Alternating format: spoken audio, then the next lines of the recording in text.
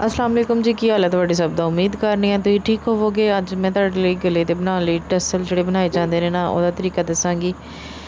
ਇਹ मैं खुद बनावांगी जो कि बहुत ही बन के प्यारा लगता पिया है। ਇਹਦੇ ਵਿੱਚ ਤੁਹਾਨੂੰ ਇੱਕ ਸਕੇਲ ਦੀ ਪੈਮਾਨੇ ਦੀ ਜ਼ਰੂਰਤ ਹੈ। ਇਹ ਜਿਹੜੀਆਂ ਸਿੱਪੀਆਂ ਨੇ ਇਹਨਾਂ ਦੀ ਜ਼ਰੂਰਤ ਹੈ। ਕੋਈ ਵੀ ਆਪਣੇ ਸੂਟ ਦੇ ਵਿੱਚੋਂ 2 ਕਲਰ ਦੇ ਤੁਸੀਂ ਧਾਗੇ ਲੈ ਲੈਣੇ ਨੇ।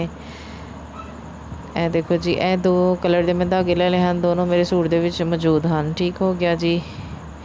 ਇਹ ਧਾਗੇ ਜਿਹੜੇ ਨਾ ਡਬਲ ਕਰ ਲੈਣੇ। ਡਬਲ ਕਰਕੇ ਤੇ ਤੁਸੀਂ ਜਾਂ ਤਾਂ ਕਿਸੇ ਨੂੰ ਪਕੜਾ ਲੈਣਾ ਹੈ ਜਾਂ ਮਸ਼ੀਨ ਦੇ ਉੱਪਰ ਤੁਸੀਂ ਇਹਨਾਂ ਨੂੰ ਯਾਨੀ ਕਿ ਐਡਜਸਟ ਕਰ ਲੈਣਾ ਵਾ ਤਾਂ ਕਿ ਤੁਸੀਂ ਇਹਨਾਂ ਦੀ ਫੋਲਡਿੰਗ ਕਰ ਸਕੋ।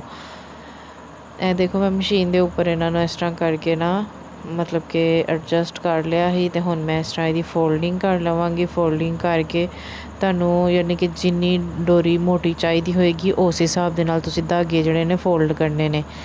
ਇਹ ਦੇਖੋ ਜੀ, ਇਹਨਾਂ ਨੂੰ ਤੁਸੀਂ ਮਤਲਬ ਕਿ ਇਸ ਤਰ੍ਹਾਂ ਮੈਨੂੰ ਇਹ 2 ਚਾਹੀਦੀਆਂ ਹਨ ਅਤੇ ਮੈਂ ਸੋਚਿਆ ਮੈਂ ਦੋਨੋਂ ਇਕੱਠੀਆਂ ਹੀ ਬਣਾ ਲਵਾਂਗੀ। ਇਸ ਲਈ ਮੈਂ ਧਾਗਾ ਜਿਹੜਾ ਨਾ ਇਹਨੂੰ ਮੈਂ ਸਿਲਵਟਾਂ ਚੜ੍ਹਾਉਣ ਲੱਗੀ ਹਾਂ, ਪਰ ਮੈਂ ਫਿਰ ਨਾ ਚੜ੍ਹਾਈਆਂ ਕਿ ਇਹਨੂੰ ਮੈਂ ਦਰਮਿਆਨ 'ਚੋਂ ਕਟਿੰਗ ਕਰ ਲੈਂਦੀ ਹਾਂ।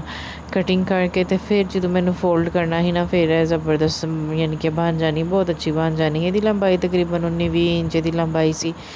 ਅੱਛਾ ਜੀ, ਇਹਦੀ ਮੈਂ ਦਰਮਿਆਨ 'ਚੋਂ ਕਟਿੰਗ ਕੀਤੀ। ਦਰਮਿਆਨ 'ਚੋਂ ਕਟਿੰਗ ਕਰਕੇ ਤੇ ਦੋਵਾਂ ਸਾਈਡਾਂ ਤੋਂ ਇਹਨੂੰ ਵੱਟ ਚੜ੍ਹਾਉਣੇ ਸ਼ੁਰੂ ਕਰ ਦਿੱਤੇ। ਇਹ ਦੇਖੋ ਜੀ, ਇਸ ਤਰ੍ਹਾਂ ਕਰਕੇ ਇਹਨਾਂ ਨੂੰ ਅੱਛੀ ਤਰ੍ਹਾਂ ਇਹਦੇ 'ਤੇ ਬਲ ਚੜ੍ਹਾ ਲੈਣੇ ਨੇ।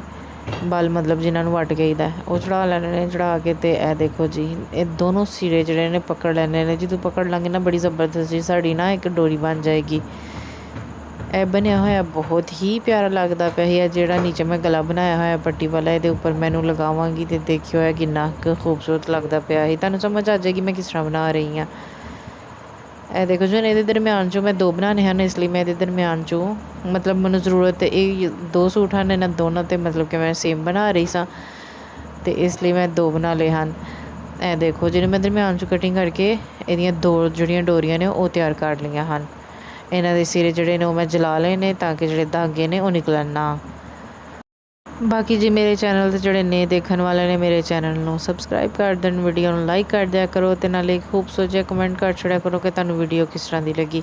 ਇਹ 2 ਡੋਰੀਆਂ ਜਿਹੜੀਆਂ ਨੇ ਮੇਰੇ ਕੋਲ ਮੌਜੂਦ ਨੇ। ਹੁਣ ਇਹ ਜਿਹੜਾ ਮੇਰੇ ਕੋਲ ਸਕੇਲ ਹੈ ਇਹਦੇ ਉੱਤੇ ਇਸ ਤਰ੍ਹਾਂ ਜਿਹੜੇ ਦੋਨੋਂ ਕਲਰ ਦੇ ਜਿਹੜੇ ਧਾਗੇ ਨੇ ਉਹਨਾਂ ਨੂੰ ਇਸ ਤਰ੍ਹਾਂ ਮੈਂ ਫੋਲਡਿੰਗ ਕਰ ਲਵਾਂਗੀ। ਇਹ ਟਸਲ ਬਣਾਏ ਜਾਣੇ ਨੇ ਇਹਨਾਂ ਦੇ, ਠੀਕ ਹੈ, ਜਿਨ੍ਹਾਂ ਨੂੰ ਲਟਕਣ ਵੀ ਅਸੀਂ ਬੋਲਦੇ ਹਾਂ। ਇਸ ਤਰ੍ਹਾਂ ਧਾਗੇ ਦੇ ਸਕੇਲ ਦੇ ਉੱਪਰ ਮੈਂ ਚੜ੍ਹਾ ਲਿਆ। ਚੜ੍ਹਾ ਕੇ ਨਾ ਇਹਨਾਂ ਨੂੰ ਫੋਲਡ ਕਰ ਲਿਆ। ਫੋਲਡ ਕਰਕੇ ਇਸ ਤਰ੍ਹਾਂ ਇਹਨੂੰ ਦਰਮਿਆਨ ਵਿੱਚੋਂ ਕਟਿੰਗ ਕਰ ਲੈਣਾ ਮੈਂ। ਇਹ ਤੁਸੀਂ ਯਾਨੀ ਕਿ ਇੰਨਾ ਫੋਲਡ ਕਰਨਾ ਜਿੰਨਾ ਤੁਹਾਨੂੰ ਮਤਲਬ ਕਿ ਇਸ ਚੀਜ਼ ਦਾ ਅੰਦਾਜ਼ਾ ਹੋ ਜਾਂਦਾ ਫੋਲਡ ਕਰਦੇ ਹੋਇਆ ਕਿ ਟਸਲ ਕਿੰਨਾ ਮੋਟਾ ਬਣੇਗਾ ਅਤੇ ਕਿੰਨਾ ਪਤਲਾ ਬਣੇਗਾ।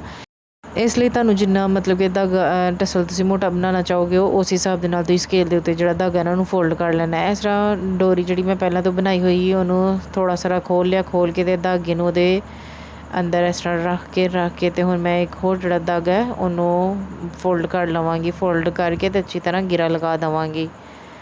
ਉਮੀਦ ਕਰਨੀ ਹੈ ਕਿ ਤੁਹਾਨੂੰ ਸਮਝ ਆ ਰਹੀ ਹੋਏਗੀ ਕਿ ਮੈਂ ਕਿਸ ਤਰ੍ਹਾਂ ਬਣਾ ਰਹੀ ਹਾਂ। ਇਹ ਦੇਖੋ, ਇੱਕ ਸਾਈਡ ਵੱਲ ਮੈਂ ਬਣਾ ਲਿਆ। ਹੁਣ ਦੂਸਰੀ ਸਾਈਡ ਵੱਲ ਵੀ ਸੇਮ ਇਸ ਤਰ੍ਹਾਂ ਹੀ ਬਣਾ ਲੈਣਾ ਮੈਂ ਸਕੇਲ ਦੇ ਉੱਪਰ ਪਹਿਲਾਂ ਚੜ੍ਹਾ ਕੇ ਟਸਲ ਬਣਾਇਆ ਸੀ, ਪਰ ਉਹ ਮੈਨੂੰ ਛੋਟਾ ਲੱਗਿਆ, ਇਸ ਲਈ ਮੈਂ ਦੁਬਾਰਾ ਤੋਂ ਬਣਾ ਕੇ ਅਤੇ ਉਹ ਡੋਰੀ ਦੇ ਅੰਦਰ ਲਗਾਇਆ ਸੀ। ਇਸ ਲਈ ਹੁਣ ਮੈਨੂੰ ਮਸ਼ੀਨ ਦੇ ਉੱਪਰ ਫੋਲਡਿੰਗ ਧਾਗੇ ਨੂੰ ਕਰਕੇ ਅਤੇ ਬਣਾ ਰਹੀ ਹਾਂ ਕਿ ਉਹ ਜ਼ਿਆਦਾ ਛੋਟਾ ਹੀ ਮੈਨੂੰ ਥੋੜ੍ਹਾ ਬੜਾ ਚਾਹੀਦਾ ਸੀ। ਦੇਖੋ, ਇਸ ਤਰ੍ਹਾਂ ਡੋਰੀ ਨੂੰ ਮੈਂ ਖੋਲ੍ਹ ਲਿਆ। ਖੋਲ੍ਹ ਕੇ ਧਾਗੇ ਨੂੰ ਇਹਦੇ ਅੰਦਰ ਰੱਖ ਲਿਆ। ਰੱਖ ਕੇ ਅਤੇ ਹੁਣ ਧਾਗਾ ਜਿਹੜਾ ਉਹ ਜਿਹੜੇ ਐਕਸਟਰਾ ਧਾਗੇ ਨੇ ਉਹਨਾਂ ਨੂੰ ਦੂਸਰੇ ਟਸਲ ਉੱਪਰ ਰੱਖ ਕੇ ਅਤੇ ਕਟਿੰਗ ਕਰ ਦੇਵਾਂਗੇ ਤਾਂ ਕਿ ਦੋਨੋਂ ਬਰਾਬਰ ਆਉਣ। ਇਹ ਦੇਖੋ ਜੀ, ਇਹਨੂੰ ਫੋਲਡਿੰਗ ਕਰ ਲੈਣਾ। ਫੋਲਡ ਕਰਕੇ ਗਿਰਾ ਲਗਾ ਲੈਣੀ ਹੈ।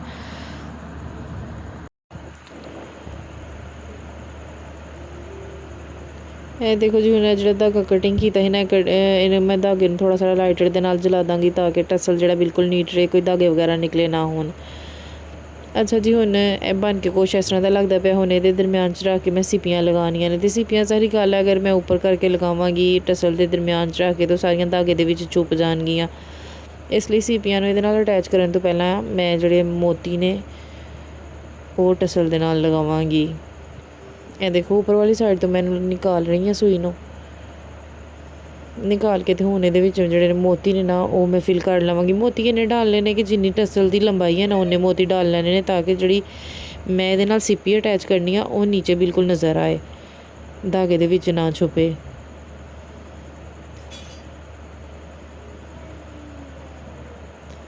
ਇਹ ਦੇਖੋ ਮੈਂ ਮੋਤੀ ਡਾਲ ਲਏ ਨੇ। ਮੋਤੀ ਡਾਲ ਕੇ ਤੇ ਹੁਣ ਇਹਦੇ ਨਾਲ ਮੈਂ ਜਿਹੜੀ ਸੀਪੀ ਹੈ ਉਹਨੂੰ ਅਟੈਚ ਕਰ ਲਵਾਂਗੀ। ਇਹ ਦੁਬਾਰਾ ਤੋਂ ਹੁਣ ਜਿਹੜੇ ਮੋਤੀ ਡਾਲੇ ਨੇ ਇਹਨਾਂ 'ਚ ਸੂਈ ਨੂੰ ਗੁਜ਼ਾਰ ਲਵਾਂਗੀ।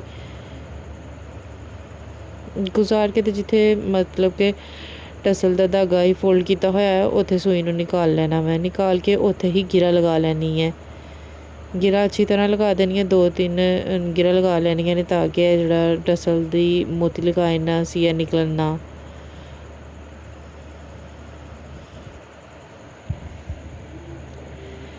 ਇਹ ਦੇਖੋ ਜੀ ਕੁਛ ਇਸ ਤਰ੍ਹਾਂ। ਹੁਣ ਦੂਸਰੀ ਸਾਈਡ ਵੱਲ ਵੀ ਸੇਮ ਇਸ ਤਰ੍ਹਾਂ ਹੀ ਬਣਾ ਲੈਣਾ ਮੈਂ। ਇਹਨੂੰ ਵੀ ਮੈਂ ਧਾਗੇ ਨਾਲ ਜਲਾ ਦੇਵਾਂਗੀ। ਇਹ ਦੇਖੋ ਜੀ ਇਹ ਕੁਛ ਬਣ ਕੇ ਇਸ ਤਰ੍ਹਾਂ ਦਾ ਲੱਗਦਾ ਪਿਆ ਹੀ। ਹੁਣ ਦੂਸਰੀ ਸਾਈਡ ਵੱਲ ਵੀ ਇਸ ਤਰ੍ਹਾਂ ਹੀ ਬਣਾ ਲੈਣਾ ਮੈਂ।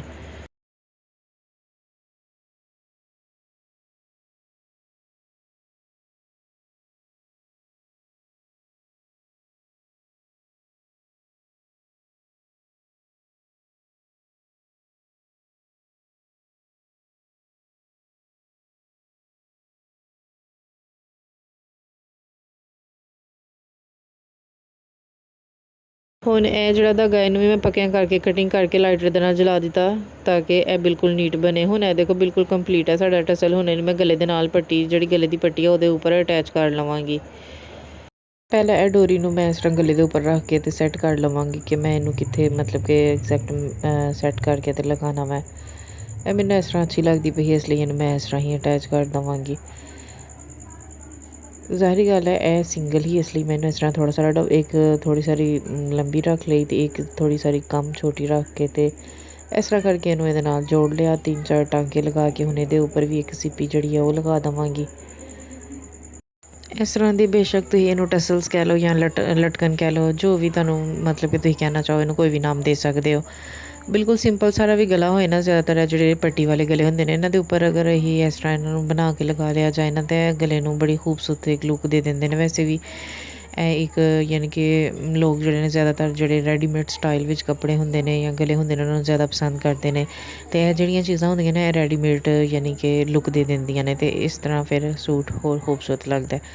ਬਸ ਜੀ ਇਹਨੂੰ ਅੱਛੀ ਤਰ੍ਹਾਂ ਮੈਂ ਟਾਂਕੇ ਲਗਾ ਕੇ ਪੱਕੀਆਂ ਕਰ ਲਵਾਂਗੀ। ਪੱਕੀਆਂ ਕਰਕੇ ਧਾਗੇ ਨੂੰ ਕਟਿੰਗ ਕਰਕੇ ਨੀਚੇੋਂ ਲੈਡਰ ਦੇ ਨਾਲ ਜਲਾ ਦੇਣਾ ਮੈਂ। ਬਾਕੀ ਜੀ ਤੁਸੀਂ ਜ਼ਰੂਰ ਦੱਸਣਾ ਕਮੈਂਟ ਵਿੱਚ ਕਿ ਤੁਹਾਨੂੰ ਇਹ ਵੀਡੀਓ ਕਿਸ ਤਰ੍ਹਾਂ ਦੀ ਲੱਗੀ ਹੈ, ਮੇਰਾ ਇਹ ਆਈਡੀਆ ਕਿਸ ਤਰ੍ਹਾਂ ਦਾ ਲੱਗਿਆ ਵਾ। ਇਹ ਦੇਖੋ ਜੀ ਇਹ ਇਹਦੀ ਫਾਈਨਲ ਲੁੱਕ ਹੈ। ਤੁਸੀਂ ਇੱਕ ਖੂਬਸੂਰਤ ਜਿਹਾ ਕਮੈਂਟ ਜ਼ਰੂਰ ਕਰਨਾ ਵਾ। ਮਿਲਦੇ ਹਾਂ ਅਗਲੀ ਵੀਡੀਓ 'ਚ। ਆਪਣਾ ਖਿਆਲ ਰੱਖਿਓ, ਦੁਆਵਾਂ ਵਿੱਚ ਯਾਦ ਰੱਖਿਓ। ਅੱਲਾ ਹਾਫਿਜ਼।